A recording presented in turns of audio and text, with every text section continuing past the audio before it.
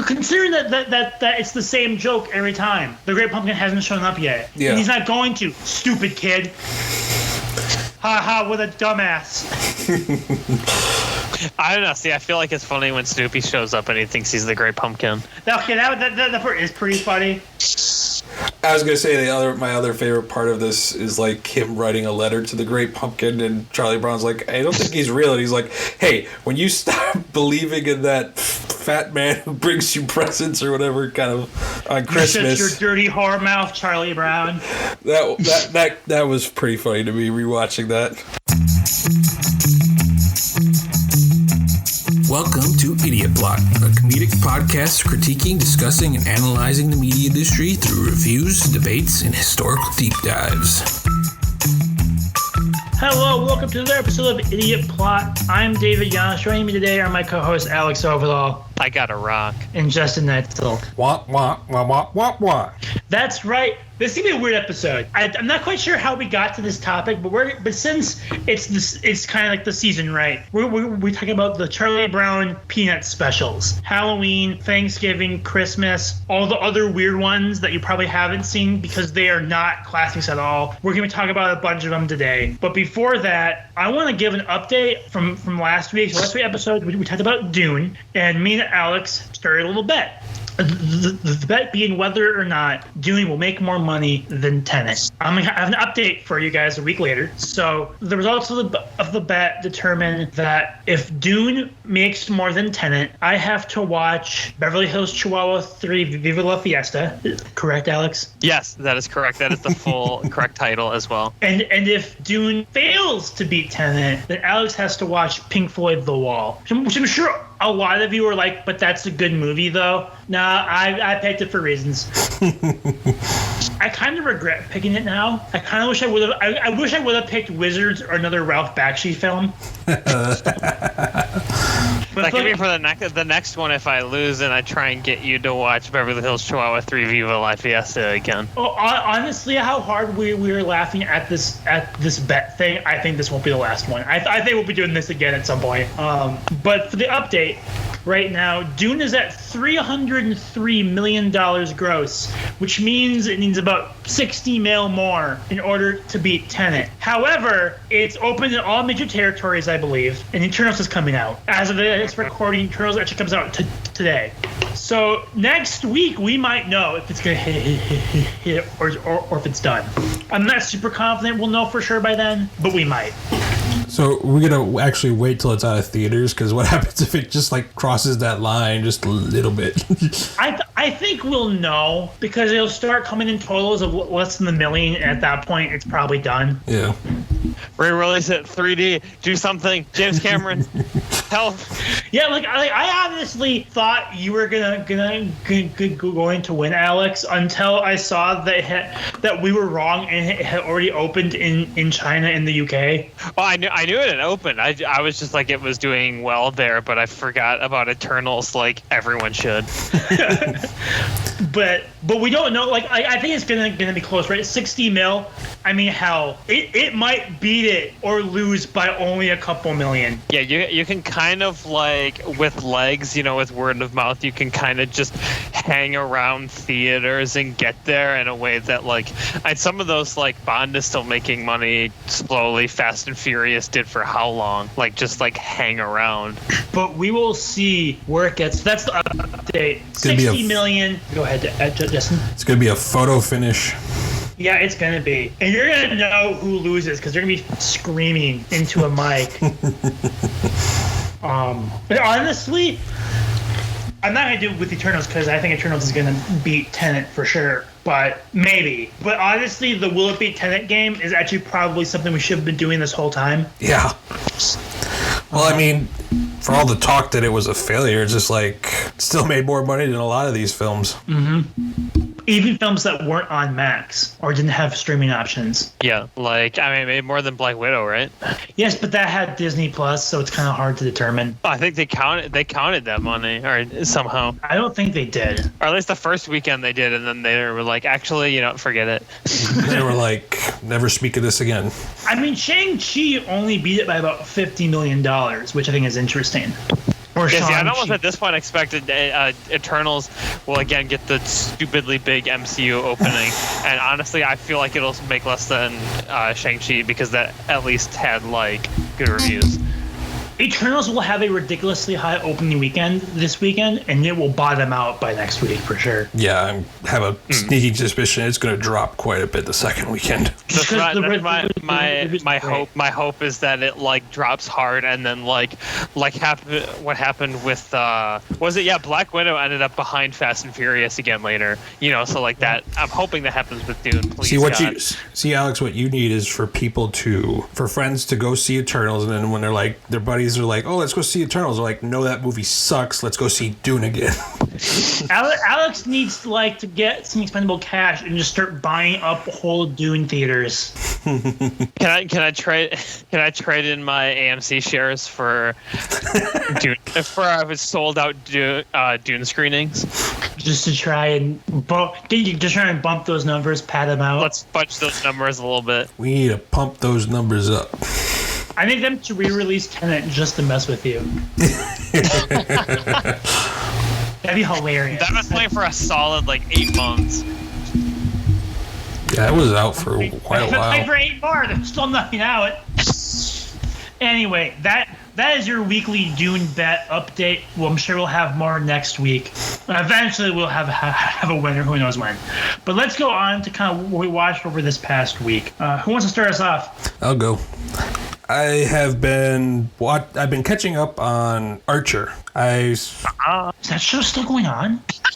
I think this is like the final season or whatever, but that's not where I'm at. I'm because I stopped watching after the Sunset Boulevard season pretty much. So I've been kind of catching up on Hulu, and last couple seasons were actually quite good. Basically, we went because last I saw Archer was in a coma, so also they got to do a lot of fun stuff like Dreamland, which is basically them in the 30s and 40s gangsters and everything. And the next season, Archer's been a coma for the past 6 seasons. Like I said, I've fallen behind. I'm trying to catch up. And then I watched the Danger Island one, so I thought it'd been a while since I watched Archer, because it kind of the Sunset Boulevard season I kind of liked, it kind of didn't, and so I kind of took a break, and then I found them on Hulu, and I was like, I'm gonna catch up, and they've actually been really good.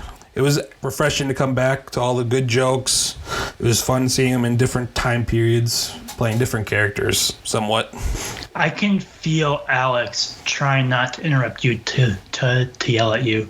Okay. Because I know his opinion on Archer. We've talked about this. Is this when I go? Yeah, go ahead. Well, I know because both me and you were both unhappy about more recent seasons. Yeah, see, I got to the point, actually, I keep forgetting this show exists, and that I actually really liked the first 4 seasons. I believe it was the first 4, because then I watched Archer Vice, and that was so painfully terrible that I never watched another season. And then once I heard that it was just Archer in a coma for how many years, I'm like, oh wow, they're milking this. Now apparently the last few he's been they've actually continued the story, and now it's gonna end soon, which is oh, you've actually gotten back to making the show. After the creator left, I just could not watch anymore after Archer Vice. I thought that season was just painful. I liked the season after Archer Vice, when it was back to Archer for a season or 2. Yeah, I've heard that was pretty good. I've heard it's good things. But then they went into all the different story. It became an anthology show. And at that point, I was like, maybe one day down the line, I'll catch back up. But this isn't even the same show anymore. Yeah, I mean, I've been enjoying kind of the feel of it being an anthology kind of feel. But because to me, Archer seasons 1 through 4 are some of the funniest. Oh yeah, most things definitely. ever. Yeah, I love those. Especially the episodes where he after his diagnosis, and just all of those ones are so funny. The one where they go to space. That's really good. That's a really good episode. The one with the Trailer Park Boys, I think it's the one where they there's an oil tanker or something. There's the one where he gets to live out the pirate. There's the one where he gets to live out his dream of basically being Burt Reynolds driving across country. I also love the bit where it's revealed that Bob from Bob's Burgers is Archer. Yeah. Like, it's a really funny show that just kind of the creator just kind of went nuts. And FX just kind of lets you do whatever you want, as we saw with Kurt Sutter. Mm-hmm. So, I mean, I want to see how Archer ends. I'm sure one day I will. That was basically why I was I found it, and I was like, I haven't watched it since the one season. I'm like, I'm gonna see how it continues. But I know that the creator also left, so I'm curious what that means for the show's quality going further too. I mean, honestly, he might have had to leave just because he was the one that was doing all the anthology stuff. But at the same time, we've seen with tons of shows, comics especially, once the creator leaves, the characters usually get way too wacky and weird and stuff. Mm-hmm.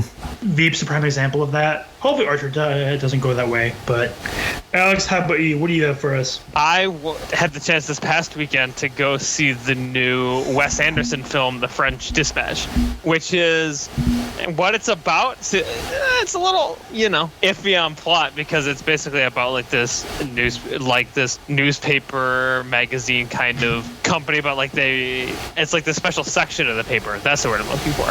It's a section of the paper, and the guy who runs it dies. He's this older guy played by Bill Murray. He dies, and it's about all of the different sections of the paper for the final issue, and then so it goes into an anthology of I believe three or four different stories within that. It is four.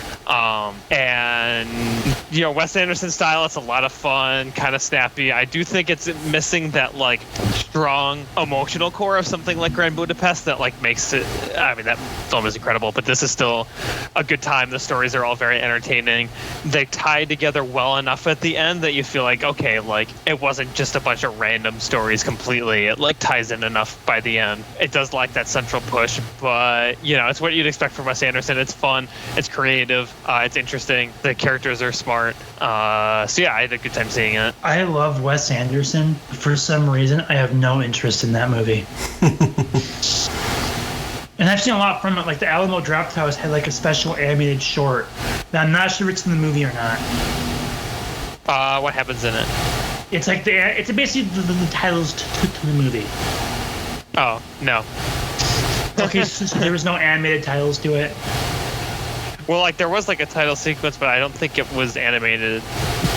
Okay, because I saw the animated title sequence, basically, with Alamo. It's just, the anthology film part of it was I don't really have a lot of interest in that. I've liked some anthology movies, but I want there to be kind of a, story. Each individual story is interesting, which also helps it, and it ties together a little bit at the end. It's not a particularly strong tie, but yeah, it's enough of one where I was all right, it was, and it's a good enough time. But I do think it is hard to advertise in trailers and stuff, because I saw the trailers and I'm what the fuck is this about? Because it is those different pieces. It's probably not going to make a bunch of money, but it's Wes Anderson, so they'll fund it anyway because it'll win a bunch of awards. Yeah, I mean, the cinematography was excellent. The visuals, is what you would expect from him. It's very colorful and fun. There is an animated sequence in the movie that, Grand Budapest with the ski chase, was one of my favorite parts just because, it's very funny. Well, Wes Anderson's big on animation. I mean, his animated movies are actually pretty good. Fantastic Mr. Fox is great. I Love Dogs is great. I mean, most of the stuff I've seen of his has been good. I have not seen Moonrise Kingdom. I have to rewatch that because I remember not caring for it the first time. I mean, Grand Budapest Hotel is perfection. I still need to see that one. Absolutely. Yeah, that movie. See it. Watch it. Life Aquatic is just okay, and I do believe that Royal Tenenbaums is slightly overrated, but I have to rewatch it. I agree with that. This is also I agree that it's a little overrated. This basically has like every actor who's ever been in a Wes Anderson movie. But they've Uses also the been in anthology every other Wes as an Anderson excuse. movie. That's true. Like Wes Anderson just recycles the same like 15 Well, I think people. Owen Wilson, I don't think was in Grand Budapest, was he? Yeah, he was, like, very briefly, I think. Oh, yeah, okay, then, yep, it's true. It's just like it is for there. You know, Adrian Brody has a mustache. It's what you'd expect. I know Bill Murray was in Grand Budapest for, like, a second. He's in this for 2 seconds.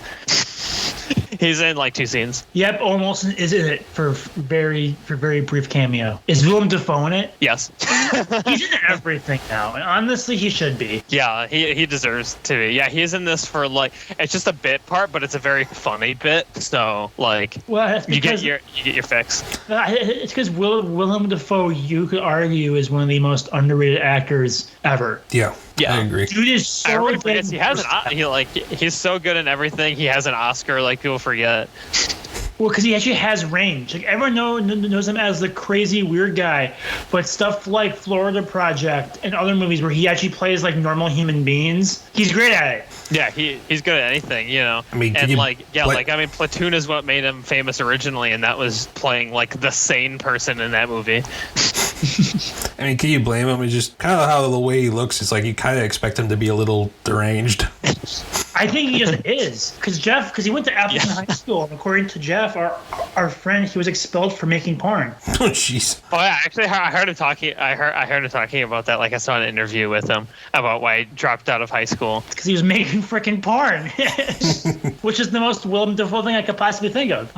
Anyway, for mine, me and my wife watched, for my first time, she's seen it many times, but we watched for Halloween Pan's Labyrinth. And I'm going to catch some flack for this. I think it's a great movie. Fantastic movie. I would consider it to be a little overrated, only because I'm not the biggest fan of Guillermo del Toro's style anymore. He makes like the same movie every time.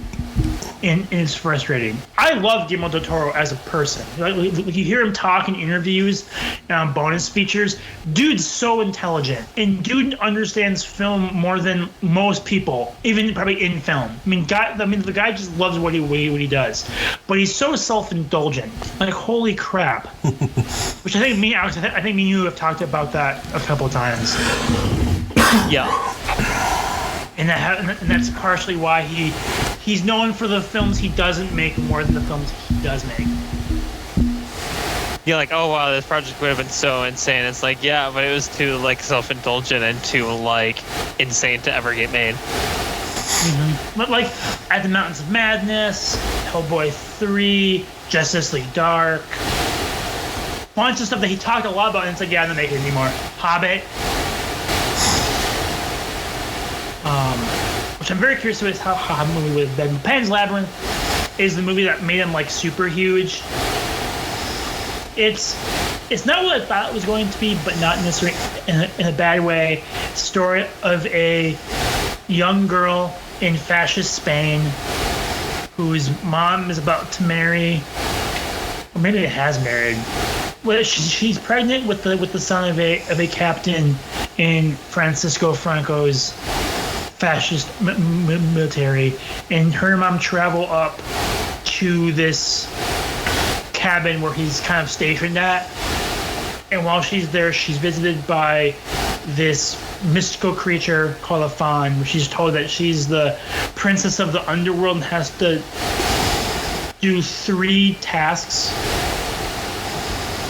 in order to claim her place in the kingdom. So it's this fantasy story told under the idea of fascist Spain, and more so the transition of Spain from democracy to fascism. There's not as much fantasy in it as I was expecting, but the stuff that's there is beautiful. The costuming, the makeup, the production design, top tier. Like it's gorgeous. But that said, I found myself losing interest in a lot of the not fantasy stuff, which there's a lot of. And it has that Guillermo del Toro self-indulgence that we talked about, where it almost results in a story that is so jumbled and messy because there's just so much going on that like the character B plots have just as much screen time and importance as the A plots. So it's hard to know what I'm actually supposed to care about. Because we spend so much time with this dang doctor trying to decide what side he's on in the war that we forget about the mystical goat man and the daughter and all the fairies magical shit. It's a lot more fucked up than I thought it was. I will say that. It's a fairy tale, but in the classical German sense. Oh yeah, where it's dark as hell and it's not sunshines and rainbows. Yeah, it's not really happily ever after. It's very violent. It's the one designed to scare children. It's like Belschnickel. Or the Family Guy one of the boy. It was the German one. It's like there was a boy who sucked his thumbs. His mom told him to stop sucking his thumbs. But he kept sucking his thumbs. So he cut off his thumbs. Now he has no thumbs. Good night. It's still a really good movie, and I'd say it's a must-watch. But I do think that I watched it and go, yep, that's why Guillermo del Toro doesn't make a lot of stuff. He's so smart and he's so good, but he's so weird, and he seems like he's unwilling to compromise a lot. He wants to make his vision, but doesn't understand his vision could be quite expensive or a little too crazy. It says something. Well, he doesn't believe in basic story structure. He's talked about it in interviews. He doesn't believe that, which I kind of agree that when we teach storytelling, we almost all times obsess too much about that stupid graph pyramid thing with the equilibrium, inciting action, rising action, climax, return to equilibrium, that kind of thing. We do obsess with that quite a bit. Yeah. But I mean, Nolan does it. To an extent, I think like the like, you know, the parts like equilibrium and like the you know, falling after the climax, that kind of stuff, that doesn't always happen. But what definitely happens is like first act, second act, low point, conclusion. Well, like that's the big thing is he doesn't believe in that act structure. But he uses it. You could argue that Pan's Labyrinth doesn't follow that because he believes that the fairy tales specifically don't necessarily have act structures. But like I don't know. I would have to watch it to see, but I almost guarantee it like at least loosely fits into that. Very loosely, I would say. I would say just because it becomes more of a jumbled up mess, more so than his actual intention. Yeah, overrated, but not terrible. Anyway, on to the main topic of today's discussion: Charlie Brown. Can't believe we're talking about this, but Charlie Brown. So it's that time of year where normally families would sit around the TV and watch the Charlie Brown specials for Halloween, Thanksgiving, and Christmas. Obviously, we can't do that anymore because Apple said no. It airs them like once a year now on PBS with like no marketing whatsoever. But just to bury it. Thank you, corporate overlords, for your generosity. Basically, it even says like Charlie Brown. It's the very point when Charlie Brown airs with the generosity of Apple. It's like, dude, this has been aired. This is older than Apple. The special existed way before Apple was even a thing. All hail. But anyway, but I think part of it is Apple knew that they fucked up, and like by taking that away. I remember seeing petitions going around with like, sign this petition to get Apple to let it air on TV.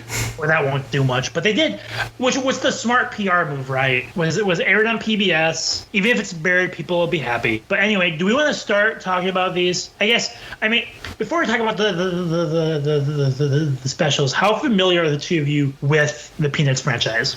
I know of the specials and I've seen a couple movies. That's about it. I mean, I've seen, you know, kind of the main core specials, but I mean, I would watch like the Christmas one every year, the Thanksgiving one, I think most years. Halloween was once in a while. I mean, this year Sam and I watched it, but like I haven't like seen it in a while. There's some that like I feel like I've seen that look familiar. I was definitely really into Snoopy stuff though, so I had like stuffed Snoopy. You know, I would watch like I think some of the Snoopy shit that I can't remember, but I know like I like Snoopy a lot. Did either of you read the comics a lot? Never read any of the comics. There were comics. That's what started out as a comic I'm strip. joking. Okay, you fucking better. I know. I've like seen some of them, like newspaper stuff like that. But like I didn't like seek them up, and I know just like I've seen some of like the the comic strips. They've been forgotten, and I would say for arguably good reasons. They're really wordy. Like they're not funny. Yeah, they've got nothing on the special. Some of them are funny. The early ones are funny. The later ones are like more philosophy.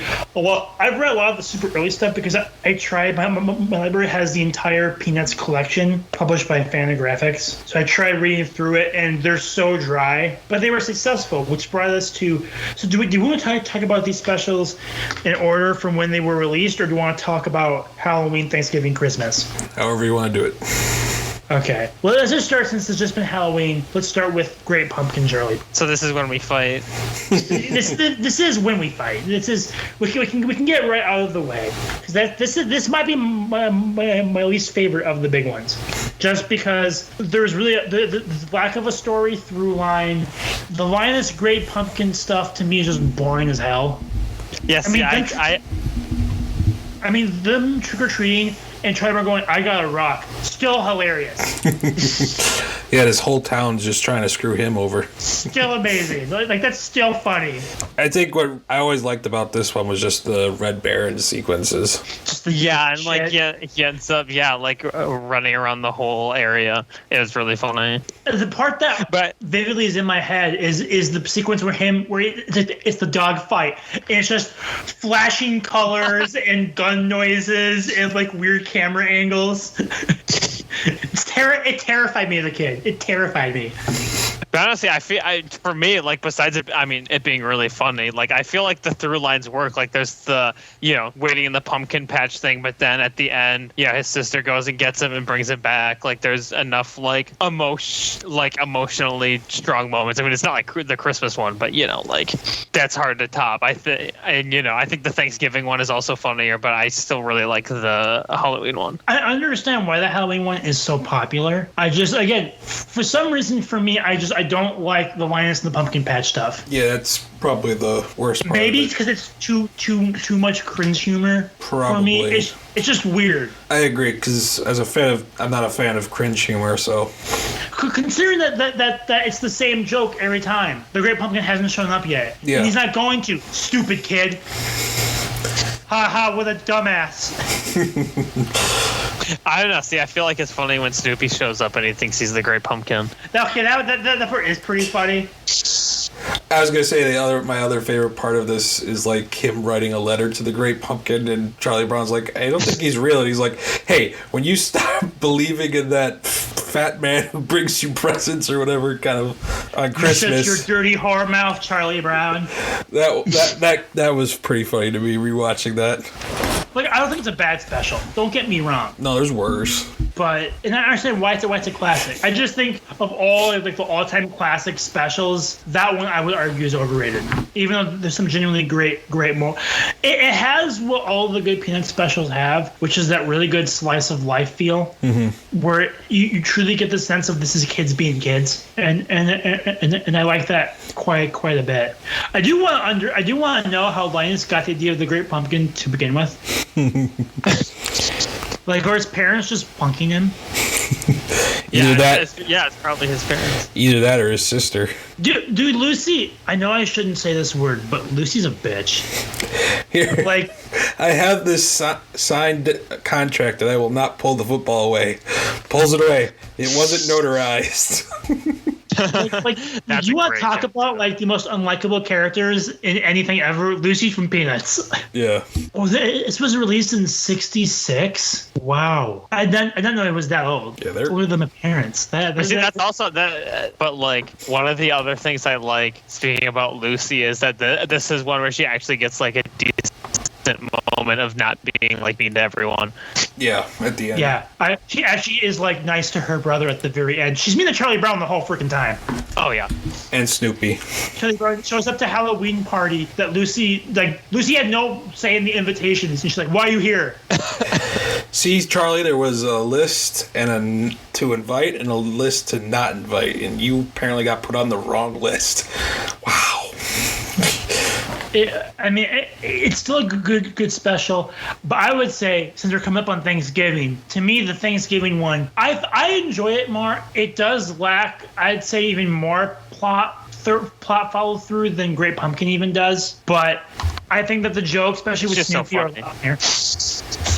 What was that? I think it's just so funny that it doesn't matter. Like that one to me, like that's definitely the funniest one to me. Like that special is just hilarious. All the kids with their own little Thanksgiving. Well, yeah, all the jokes with Snoopy setting it up and all that stuff are just so funny. Mm-hmm. Well, and the whole premise that Peppermint Patty's basically starting a party that Charlie Brown didn't even know existed. Like it's a really funny setup that continues the tradition of Charlie Brown specials. And I think Peanuts in general, because Peanuts, I get, to me, Peanuts is about, which Great Pumpkin doesn't have a ton of, at least it's not the focus because Linus is. It's supposed to be about Charlie Brown kind of getting picked on, but always kind of doing what he thinks is right. And we see that, I think, less and less as these go on. The more popular that they got, even though Thanksgiving still has that, where he's trying to make everyone happy by doing the Thanksgiving party, even though he didn't know he was supposed to do it. Let's see, there's just not a lot to talk about with this one, other than that the plot's really funny. Because this is the one. Main point is it's good. It's really funny. There's much less plot to it, but yeah, the jokes are just too good that, yeah, to me, it's like my number. It's like if I had to pick one to watch for fun, it would be this one. Well, to me, this one's interesting because it's the one that I hear talk about the least, but it's the one I've probably seen the most because we watched it for sure every Thanksgiving. Because I think it was the only one too that actually aired on the holiday normally. Because normally Halloween and Christmas would air before the holiday. I feel. Yeah, because they're kind of assuming like you're not there, you're doing other stuff probably. Versus like the Thanksgiving one, like you probably have the TV on for football anyway, so just put it over to Peanuts. Or on Christmas, they're like, they're too busy watching the Christmas Story to watch this. Well, PBS one was always, the Thanksgiving one was always weird because on back when on ABC, they had that special, but they always aired it with like this other Thanksgiving one about the Mayflower that's extremely depressing. Wait, I've seen that one. Yeah, I don't remember it at all, but I know I've seen it because I remember a Peanut special talking about the Mayflower. And it does not pull any punches. Like it has all the details. It goes like in depth of how many people died, how they died. It's really like, why is this for kids? Dysentery. Like the Oregon Trail. I'm going to make it. I died of dysentery. But why is it aired as a Charlie Brown thing? Educational purposes. I mean, it was part of the series This Is America, Charlie Brown, which I watched a bit in school. Even though it was just as bizarre as a lot of this, but that one for sure I remember because we watched it actually once, like that. Because normally it would be we watch the main special, turn the football right after that. But for some reason we decided to watch the whole thing, and good God. that was a mistake. Like, how could the one be so happy but the other one be so depressing? Perfectly balanced. As all things should be. Well, and we'll talk about later. Charlie Brown and depression go hand in hand. Yeah. But to me, even though I don't think it's my favorite Christmas special of all time, I do think that even to this day, a Charlie Brown Christmas is like the magnum opus of that entire franchise. Yeah, for sure. I mean, it's like I said, I think Thanksgiving is the funniest one, but like I really can't argue against Christmas being the best one because it's like completely iconic and like emotionally the strongest one by far. Well, don't they even like sell Christmas trees like the one in in this? Yeah, which kind of defeats the purpose of the special.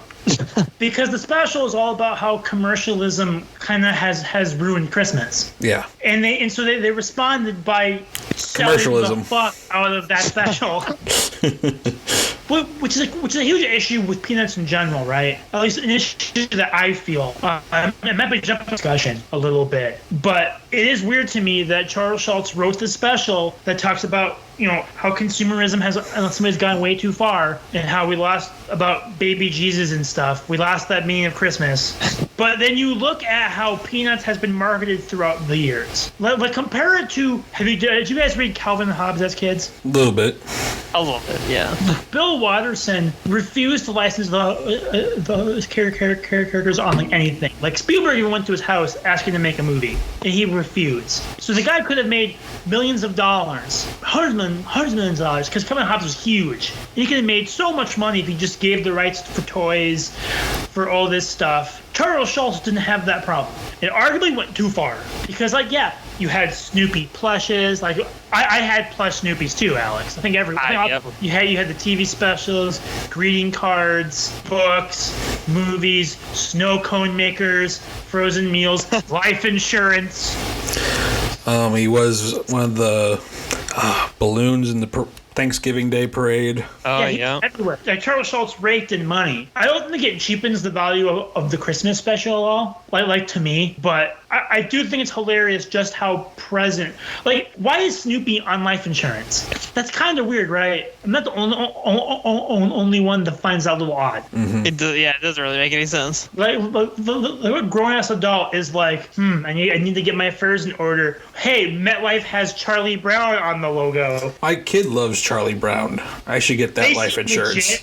And I had tons of Snoopy shit as a kid. And all of it was Christmas related because Snoopy was big on Christmas time. I mean, because they made Charlie Brown almost synonymous with Christmas. Like they were one and the same, trying to see all this stuff. Because I think it was like the first special they ever made. And it's really good. Because you have like the Christmas pageant, you have the tree, you have all this stuff everyone kind of knows from it. Them ice skating, and then them all singing Hark the Herald Angels Sing at the end. Like you could, I think everyone knows how the special goes. Yeah. You can basically reenact it. The animation has aged kind of crappily, but that's to be expected. There wasn't a lot of money put into it. Well, it was made back in the 60s. I mean... And it has that 60s kind of style and charm to it. Mm-hmm. Peanuts kind of has this weird, kind of 60s vibe to it. There's, progressive rock music in a lot of the specials. Well, I remember that was a big contention when they made the animated movie a couple years ago or whatever, was how was it going to look? I don't know if it's a hot take or not, but I love that movie. I haven't seen all of it yet, so I've seen the parts I've seen I enjoyed. It's a great movie. Is it the 2015 one? Yeah, I believe that was it. Yeah, I also haven't seen it. It's a great, honestly, I highly recommend it. I think it's an awesome movie. It looks fantastic. The story is actually really good. I think it's to what the core of Peanuts is. It checks all those boxes. It's a fantastic movie. I don't think it's as good as the specials, but it's still it's better than it probably should be. I was shocked how good it was. And they somehow did CGI Charlie Brown without making it look too weird. It was CGI, but also 2D. Like Charlie stayed, the character stayed in the second plane a little bit. So it felt like it was just a nicer looking TV special. It's like when they take those old cartoons and add what is it called? Focus it or whatever, and it adds in all the spots that they miss, and it looks really, really good. Yeah, there's lots of good depth to it. It does, because I was afraid of what a CGI Charlie Brown was gonna look like. How is he gonna move? I forget his name. I was thinking how they were gonna do the guy that has all the dust clouds following him. Oh, Pigpen? Yeah, Pigpen. We actually at work, funny story, had a huge discussion because the weatherman on air called Pigpen a dirtbag. And we had to explain to him that we're pretty sure that there's no Peanuts character named Dirtbag.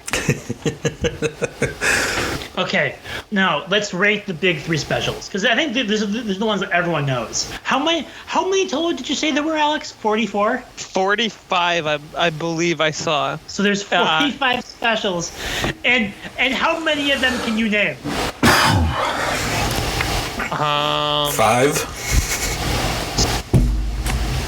I'll test it right now. Yeah, we got the 2 Thanksgiving ones. Only because you brought that up already. Thanksgiving one doesn't count. It doesn't count. It's not special. Oh, all right. Wait, which one is it? It's part of the This is America, Charlie Brown. Oh, the second. Okay, the Mayflower one is. Okay, so I won't count that.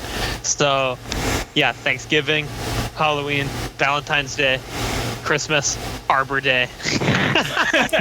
Which I know exists, and I think I've seen it, and I think that might be all I can name. I want Fourth to of July. talk about the Valentine's Day one. Because my wife, a couple years back, she had a Charlie Brown themed Valentine's Day. I got a Peanuts box of chocolates. I got the Valentine's Day special on DVD, and we watched it. It was actually really, really sweet. That said, the Valentine's Day special is disturbing. Yes, it is. I don't remember it well enough. There's two plots, the Charlie plot and a Linus plot. Both are fucked up. Charlie just wants to get a Valentine. Doesn't matter from who or what. Just wants to get one. Is this the one where he's stalking the little redhead girl? Yes, that too. What? Basically stalking another kid. It's weird. It's great. And then you got Linus, who wants to get a Valentine for his teacher. Yeah, he's trying to get with his teacher. And then he meets another girl, and she's trying to get a Valentine for her teacher too. So it's like, wow. Where's Chris Hansen? Yeah, it's so strange. And then at the end, the one girl, she's like, "Oh, I have a leftover Valentine. Here you go, Charlie Brown." And forget who plays the piano. Schroeder? Yeah, he comes to Charlie Brown's defense, like, "Oh, he doesn't need your leftover Valentine's Day, blah blah blah." And then all of a sudden, Charlie like, "No, I'll take it. I'll be your sloppy seconds. Don't worry." Yeah, it's such a bizarre special because, again, you have Charlie Brown obsessing over a girl, which he does quite a bit, and I am kind of weirded out about that. But also, Linus is trying to bang his teacher. I should say bang, but should get with his teacher, and gets mad when he finds out she has a boyfriend. Like, it was so awkward watching it with my then fiance, now wife, because it's like this is weird. This is not like there's like no like moral lesson like in Christmas special. It's just I'm just uncomfortable the entire time. I remember the Easter one too, but I haven't actually like seen it in years. But like, my grandma had it on VHS tape because she had like all of them on VHS tape, which I'm sure was really expensive back in the day. I'm sure. Well, that was the other thing, is watching some of them, you're like, oh, I forget how short they were. Yeah, I remember them feeling like they were a lot longer when I was a kid. Now it's just like, yeah, you look down, you look up, and it's over with, and you're like, oh yeah, these weren't very long. Which I guess is good. Yeah, they're very concise, I think, it has like, it doesn't feel like there's not enough, but also it doesn't feel like there's too much. It's just like kind of like very well paced. Yeah, Bill Melendez and Phil Roman, who kind of made them, were, top tier talents. They understood what specials needed to be until they went crazy. Because like, you look at some of the specials later on, and they went nuts. I didn't even like see some of these. I didn't know some of these were even like real, but apparently they are. Just like looking at some of them. Yeah, I'm kind of curious to look up the year of the Super Bowl Charlie Brown. Yeah, I saw that there's a Super Bowl one. Well, I'm from Minneapolis. I'm from the Minneapolis area, which is where Charles Schultz grew up. So there's Peanut stuff everywhere. Like, it's a major part of like our state's identity. There's statues of Charlie Brown, Snoopy, Linus, Lucy, and the doghouse all throughout the area. Like hundreds of them at major locations to kind of like show off the different parts of the state. And so, because of that's part of our identity, so like we obsess over it even when we shouldn't. Like, did either of you go to Camp Snoopy? Yes. Is that at like a theme park? It was at the Mall of America. It was their theme park. It was Camp Snoopy. Oh no, I've never been there. And it's one of those things that I think a lot of people forgot was real. Oh, I remember very clearly because that's when I was obsessed with Snoopy and we went. It was a good park. It still exists now. It's just themed after Nickelodeon. It's the same exact theme park. Half the rides are still the same. They just changed Snoopy to SpongeBob. One, it was changed from Linus to Barnyard, which is hilarious to me. But point is, where's Biggie Cheese? Dr. Pig. I died. No, she went dead. But Peanuts, I was basically forced to like Peanuts just based on where I lived. But that said, it did play a a large role in my childhood, and even I think, like, I would consider Peanuts. I don't think you guys would agree with me. I consider it to be a dead franchise now, at least in the States. You don't hear, other than the specials for nostalgia reasons, you don't see a lot of stuff about it. Well, especially like you think about it, there's 45 specials, and yet yet the only ones that people know and still watch are like 3 of them. Yeah. Maybe Valentine's Day and Easter for some families, but for the most part, it's Halloween, Thanksgiving, Christmas. Oh, I've seen the Easter one too. I almost forgot about that one. Yeah, I've seen that too. But like, do you still watch it? I haven't for a while, but I probably will this next time. I know. Is that because of you or because of Sam? That's because of Sam. Yeah. Well, I know, looking through these lists of specials, I must have seen one of the movies or whatever. I remember them going on a car trip or whatever. And that's the thing too, is I know I've seen a lot of these, but I can't tell you which one's which. Yeah. I mean, some of them are weird. Like they made like multiple Christmas ones, yet only like the main one still airs. Like they made one in the 90s that I just saw that I've never seen, but apparently exists. And that one no longer airs. Just the 50-year-old one does. Or is it, how old is the Christmas one? Is that 60 years old yet? It's gotta be. No, it's 65. So it's 56 years old, or going on 56 years old. 54, 50, yeah, 56. Yeah. Just still old to still be airing. I mean, that's still. I mean, is there anything else during that time period that really still airs? Grinch? Was Grinch 60s or was Grinch 70s? Oh. I think that was also 60s, but I could be wrong. No, I don't want the 2008 film. 66. Okay, so the year after Charlie Brown. So around that time, I mean, and they're still big. But a lot of these, is this where I bring out all the weird shit now? Are we at that stage? I think so. I think so. Like, these are the ones that don't air. I sent you guys some clips. Maybe we'll do a stream where we can react to them in real time. But, so these are some of my favorite curated Peanuts moments. This one I didn't send a clip of because there's no real clip to show. I'm going to look up the actual special quick. But there's a special where the Peanuts gang is introduced to a girl with cancer. Oh. Oh, and the whole episode is Linus falling for this girl with cancer. Ooh. And it's actually a really sweet episode. Except it's called Why Charlie Brown Why? It was released in 1990. And the girl who had cancer is never seen again. I would think so. So it's one of those where it's like, good message. But what were they thinking in a lot of ways? So that's Why Charlie Brown Why. Now going back to the show This is America Charlie Brown, they actually did a D-Day episode. Or at least, was it D-Day episode? Was it This America Charlie Brown? There's a D-Day Charlie Brown special or show where Linus, which I sent you guys a clip up. Mm-hmm. And in it, Linus reads In Flanders Field. It's one of the most hilariously depressing things ever. I'd say. Because like, why is Charlie Brown handling this? And this is something that, like, that whole show kind of went too heavy-handed with, was the depressing parts of American history. But I guess as the story needs to be told, I don't know. People are weird. Now we're on to one of my favorites, which is Flash Beagle. So apparently, Charles Schultz was obsessed with the movie Flashdance and decided that he wanted to make a special based off of that. So he made a musical parody breakdance movie where in it, Snoopy basically follows the path of Flashdance.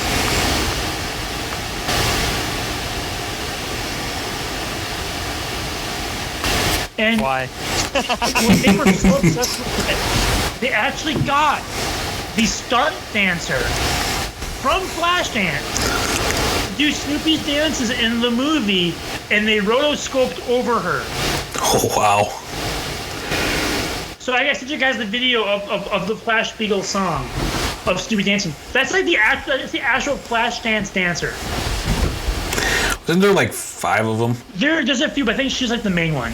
Or one of the main ones. Oh, she wasn't credited. Well, was she credited? Well, she wasn't credited because they didn't want it. Because they didn't want it to be known that Jennifer Beals wasn't doing the dancing. They wanted to lie, make it seem like that the dancer and actress were the same person, even though you can very clearly tell that they are not. Considering her body, and I'm pretty sure we learned in college that at one point it was a dude. Yeah.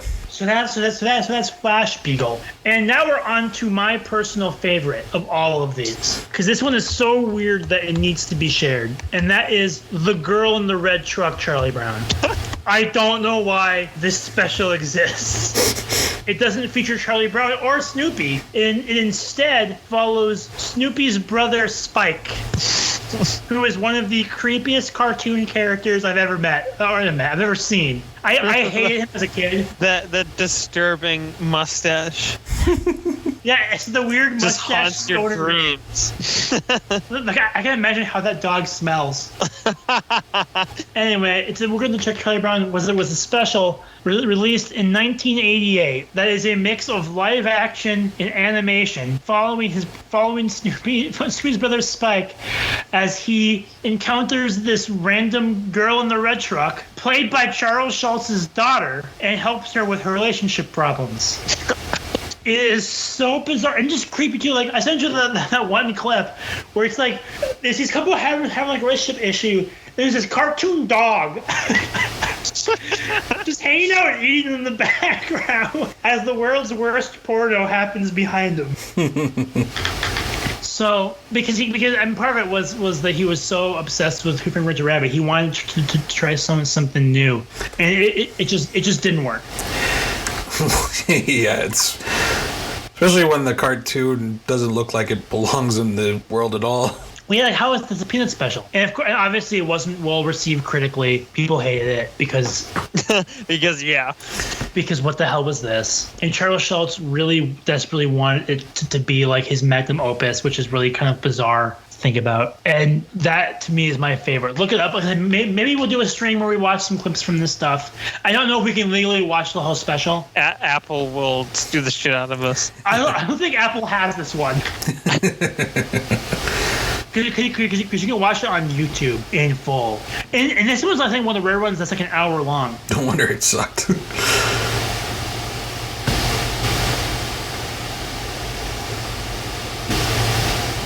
And it came after the second musical. So, like, this is not something that people don't know about the Peanuts Gang.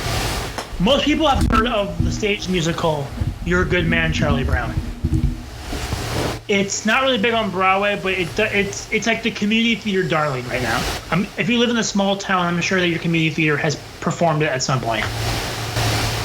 But the fact that there's 2 Snoopy Broadway shows, because there's that one and there's also Snoopy the musical, that and both got TV special adaptations, which I think goes to show how big this franchise was. But like in this one, Snoopy sings. There's like a great pumpkin number. This franchise is so bizarre. Like we talked about some weird specials just now. I guarantee you that it's not all of them. Definitely not. I mean, it's weird to think because now we expect there to be 2 Broadway shows from the Peanuts Gang. We wouldn't expect all these movies because I think there were 4 theatrical movies before the most recent one. One of them, I think it's The Race for Life, Charlie Brown. I loved as a kid. That's the one where they're on like a river rafting Mad Max style race. Yeah, see, I've never seen any of the movies. I've only seen the specials. That was a ton of fun. I think I saw that one. That sounds familiar. It aired on Cartoon Network quite a bit back in the 90s. But that one is great. I actually really like that one.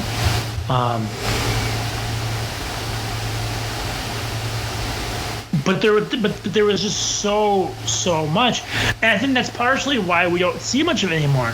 Is it became this oversaturation of the characters, and I think we started to be seeing more as mascots, right? Because they're on theme parks like Camp Snoopy, which had walk around characters of like not just Snoopy but also Charlie Brown, Lucy, Linus, and costumes of people are weird looking. Yeah. They really are disturbing. Like, just Alex probably just might remember them, but just look up the Camp Snoopy walk around characters. They're weird. Well, I could just remember like going to like somewhere and like a Shaggy walk around, and that was creepy enough. Six Flags to Chicago. Yeah, I've seen that Shaggy. That thing is scary. That thing is really scary looking. It's like they never get the head right. Yeah. This one, I'm looking at them now. Yeah, these don't look right. And we still have a Charlie Brown theme park. We have Planet Snoopy at Valley Fair. Snoopy looks high off his ass. Snoopy does look weird. Well, they gave him like the half-lit eyes and everything. Well, I think part of it is like these characters being on mascots. Just how like the Peanut story kind of goes. It is kind of weird to think of them as like welcome to a theme park kind of thing, but it's like a small child. Yeah, just Charlie Brown. I hope you have a better day than me. Have fun. Have fun on the theme park. I'm not allowed to go on the rides. I get it. And I'm pretty sure one of the mascots kissed me once, like on the cheek. I'm pretty sure, thinking about it now. I don't know why I'm remembering that, but like, but I also think it does kind of cheapen the brand of the characters when they're like that, because I mean, we talked about with the Christmas special, right? There's depth to that story. There's a message there, and to me that gets cheapened when the character, kind of like with Mickey Mouse, same thing. Oh, but that's been beaten so far that it's impossible to remember anything. But I think Snoopy's getting there. I mean, kids are going to see him as that life insurance dog. I mean, I think my dad had some Snoopy comics from back when he was a kid that he shared with me. So I knew that the character had a prior existence, but not kids these days won't. I mean, that's the thing too, is like if you're going to a theme park, are kids going to be excited for a Snoopy theme park even anymore? No, just because it's not around as much anymore. Maybe like, that's lame, Dad. And the dad's like, you shut up, this was my childhood. Take me to Disney World, not cheap off-brand Disney World. I want to go to Adventures Land. No, it's okay. Although Valley Fair is almost just as expensive now. It's not cheap. It's not getting any cheaper. Well, and that theme park too is like Camp Snoopy was like, I thought had really good theming. It was kind of a cheap thing, but it was like, it was themed after a camp, and so you had that theming of like, oh, Snoopy's at the campsite, all that stuff. The new one, Planet Snoopy, is just them slapping Peanuts characters on like roller coaster cars. Like, yeah, the right Snoopy themed. Oh, here's Pigpen's face on something. Just slap a sticker on it and say, well, it's just like merchandising in general. It's like, this t-shirt costs $5. Slap this logo on, $30. It's not just a plain t-shirt, it's a plain Snoopy t-shirt. Don't you see the little logo in the corner? Under the armpit where no one can see it. But I think it also shows just how big I think the Snoopy brand was at once. And it still is big. It's dead in the sense that we don't see it actively used. Even Apple is using it. The problem is nobody has Apple TV Plus. Mm-hmm. So it's like no one cares. No one cares they have a new Snoopy show. When did they buy Snoopy and all that? They didn't necessarily buy Snoopy because I think HBO Max had some Peanuts stuff on it up until a little while ago. I think it was just last year that I think it was Apple TV Plus started to start buying the rights to some of the specials. Okay, I was just curious because it's like, now I kind of think about it, it's like, yeah, they were in a lot of commercials and stuff, and now it's kind of like, yeah, you don't see that anymore. Well, I just think people don't care as much. I think is the simple fact. Well, also, who cares about Peanuts characters on life insurance? And it probably won't get better with Apple having the rights because they're going to be seen less. So, like, it'll probably fade more because of that. Yeah, Apple's business move actually is going to, I think, damage that brand severely because now the exposure is gone. I mean, and the specials. I mean, Valentine's Day one was like $5. My wife said, but if you want like the Christmas one on DVD or Blu-ray, it's ridiculously expensive. Like how it's like a $30 Blu-ray because they package all of them. Special? Because they package all of them together. I was gonna say, I think it's the combo pack. It's got the big ones. I don't think you can just buy the Christmas one by itself. Okay, you can on Blu-ray for $12 at Target. It's not too bad. I know it was more than that initially, but that's because Warner has the rights, I think, for home video. Well, which that's doesn't better. That's better. That's the weird thing too about Charlie Brown is like the rights for everything are so kind of messed up. Like certain movies are owned by certain people. This specials are owned by this group, but Apple owns these rights. Like it's this weird mishmash. I mean, someone's making a bunch of money. I guess I don't know how much money Warner's making. I'm sure they were super happy about the Apple thing because people now everybody's gonna buy our Blu-rays. Yeah, because they're gonna buy the Blu-ray because they want to buy Apple, which is hilarious. But even then, $12, in my opinion, for a 20-minute special is kind of a lot. Unless it's got some good bonus features. Yeah, do say you can buy the 3 holiday pack for $20, which I would do. But does that have all of them, or is it? Because I've seen some of them. It's the Christmas one, but it's the not Christmas. It's not Charlie Brown Christmas. It's one of the other Christmas ones, and that's how they get. Yeah, this has the Christmas one, Thanksgiving, and Great Pumpkin. For $20, that's a good deal. Mm-hmm. Yeah, it's a little more if you want the 4K. If you want that crisp ass Charlie Brown. If you want it to look so good, it actually looks kind of bad. Yeah, I was gonna say 4K with that. It's like holy crap. Who would like that special's not gonna look good in 4K. I barely doubt it looks good in Blu-ray. Well, that's like I watched the Halloween special on the PBS area, and which was in HD. It didn't look great. But there's a charm to it though, with it not looking that good. I mean, it's the charm. Like I could see myself buying these on Blu-ray just for when I have kids. For some reason they're taken off of something and never shown again. Which, I mean, that's the thing about physical media, right? You own it, so that way you can forever have it. Yeah. Yep. That's why I like physical media sometimes. Where's my deluxe special edition Peanuts that comes with stuff? Snoopy. And a Pez dispensing Charlie Brown. Oh, I had those. I had a Snoopy one. I might have had a Snoopy one. I might have. See, I always wanted the Snoopy snow cone maker. Never got one. Damn it! I didn't. Probably. Well, honestly, it's probably because the parents were like, we want to clean that shit up.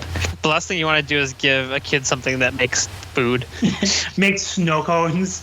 I mean, that is asking for trouble. Oh, look, it's the colored liquid stuff. Why is it on the carpeting? Yeah, exactly. And the couch. And in the bed. And that's right. On the I had walls. Peanut action figures. There's Peanut action figures? From like 15 years ago. I just remembered. I had them from my Target. And it was like, they were super weird because they came with like accessories. So I had Snoopy, Charlie Brown, Linus, and I think Sally. But I also had like the wall that they always talked on. I had that wall. I had the kite-eating tree. I had a bunch of stuff. I had a lot, honestly, thinking back, I might have liked Peanuts more as a kid than I thought I did. Oh, these are weird looking. Oh, did you like them? Yeah, I don't know if it was what you had, but just... Send the pic. I'll verify. Okay. Now, I guess the question that I'll ask you guys is... do you guys see yourself, if you have kids, do you guys see yourself keeping these Peanut specials, if you don't have kids, do you guys see yourself keeping the Peanut specials as part of your traditions? Or is this one of those things where it's like, I like that as a kid, but I'm going to forget it? Well, we already are right now, so. like I said, we watched the Halloween one, and we're going to watch the other one, so yeah, that's already happening. I mean, I still watch them like every holidays. when I see him. So Alex, so does that mean Sam, who is going to be listening? So be careful what you say. Does that mean is she a big Peanuts fan? Yeah, well, like we both watched them as kids and stuff, and like thought it would be fun to watch that one, and liked watching it. So yeah, then we're adding those. But yeah, so she watched them as a kid too. See, Helena does not like them at all. Hate might be too strong, but she does not enjoy them. She doesn't necessarily like how mean spirited they kind of are at times. Mm-hmm. So it's like I was watching the Christmas one. She's like, "Oh, really? Why?" She bought me the Valentine's Day one. That's because she knew I liked them. So why not? Yeah, I know. Like in my family, yeah, like my mom especially really liked them a lot. So we'd watch them. So yeah, I would want to carry that on. I was more of a Garfield kid than Peanuts if I had to choose. See, I like the Garfield comic strip more, but the specials, I enjoyed the Peanuts ones more. Although I do remember like some of the Garfield ones. Garfield Christmas slaps. Yeah, that was a good one. I really like Garfield. Now also voiced by Chris Pratt. His agent's all of your favorite characters. His agent's a busy guy. Everyone on Twitter going, "How dare he voice Garfield?" No one cares about Garfield anymore. No one has. Why is he playing Calvin? No, he'll be Hobbs, and then Tom. God damn it, what's his name? Who's Spider-Man? Idris Elba? Tom Holland. Tom Holland. He'll be Calvin. See, I love Calvin and Hobbes so much, but we'll never see a movie because they'll never give the rights away. Mm-hmm. Bill Watterson has said that he actually hates comic strip people, artists, cartoonists that license their characters. I saw a documentary on him, and he got into a male argument with Berkeley Bread, who did Bloom County Opus. It's kind of a more obscure one. I do remember seeing a lot of like they were trying to get the rights or whatever, and it's like nope. Just for what, Calvin Hobbes or what? Yeah, for Calvin Hobbes. Yeah, and ever tell him. I mean, I believe he drew a picture of one of Berkeley Bread's characters having horrible things done to them by a stereotypical businessman. Like very, very graphic things I can't say on a podcast. Because, and he's probably making enough money off those book sales that he's probably fine. But he could have made, what is Charles Schultz's estate's net worth? It's gotta be stupid. I'm looking up right now. It's gotta be something ridiculous. So $65 million is what his estate is worth. That's less than I was thinking, but apparently that's just the estate now. Because I think at one point he had grossed. I think the franchise was a $1.8 billion franchise. Mm-hmm. Because it was everywhere. Garfield's the only other comic strip character other than Snoopy that I think has been arguably more places. Mm-hmm. Of course, we have the cinematic masterpiece, Garfield 2: A Tale of Two Kitties. Oh yeah. I'm gonna look up here. The only film Bill Murray ever regrets. Valuable comic strip characters. I'm curious. I'm trying to see like the value of different franchises. Okay, yeah, I can't find much. Oh, actually, for Garfield, it looks like they report licensing international for Garfield right now, according to FoxBusiness.com, is $750 million to $1 billion. That's of June 19, 2020. Wow. So but how comic strips work is very low. That money will go to Jim Davis. Like, same with Charles Schultz. He's probably only worth that much because a lot of that money that he made doing Peanuts did not go to him. It went to the people that published it. Is Garfield still kind of going on? Yeah, barely. I think Viacom bought the whole rights. So cause I think Garfield's going to get a Nickelodeon show soon. And, of course, that movie. Oh, never mind. Jim Davis is reported worth, according to CelebrityNetWorth.com, is $800 million. Oh. Nice. how is he worth that much, but the Schultz estate only worth $60 million? That can't be right? How is Garfield's creator worth more than 10 times the amount of the Peanuts creator? Whatever. It's not my job. That's just bizarre to me. Let's get that. Where's the comic strip cinematic universe? CSCU. Yeah, Garfield teaming up with Snoopy. I don't read comic strips that much, so I'm not quite sure. Calvin and Hobbes. We've already run out of our options. Well, when did that just get added to the Riverdale universe? Oh God. Isn't that based off a comic strip of Archie? Well, Archie's a comic book. Nah, strip. Oh, it's okay. Strips. There's Popeye, Hagar the Horrible. A lot of these are just characters that had comic strips. These aren't like comic strip characters. People, come on. Doonesbury. I will say, this isn't Peanuts related, but if you guys want a laugh, read Garfield minus Garfield. Oh, I've seen that. It's incredible. For people that don't know, it's Garfield strips where Garfield's removed from them, so it's just John speaking to himself. And it's so funny. It completely changes the meaning of that series from a fat cat who loves lasagna to a middle-aged man going through an emotional crisis. God, it's so good. I guess I never finished my ranking of Charlie Brown specials. 1 is probably Christmas, 2 is Thanksgiving, 3 is Halloween. But I go 4 is Halloween because number 1 is Girl in the Red Truck. One final note about Peanuts though that I do think is kind of not necessarily bizarre is just how kind of a weird guy Charles Schultz was in a lot of ways. He was very much an artist mind, and how we got it's how we got Christmas special, Girl in the Red Truck, Charlie Brown, where he tried different things, he had different visions, and sometimes worked, sometimes did. Hey, at least he tried different things. It's how we got 45 specials, yet we can only name like 3, like a tenth. But I still like them. I still watch them. There's just something calming about those characters, right? Like you see something with Snoopy, and it's kind of reassuring. You hear the music, you know. Yeah. Takes you back to when you were a kid. Well, that's something about Peanuts that Charles Schultz got right. Is just I think I mentioned this earlier, but I guess we can go more in depth now at the end. Is just Peanuts understood children. It understood children's mindsets, and there's innocent vibe to it. Just kids being kids.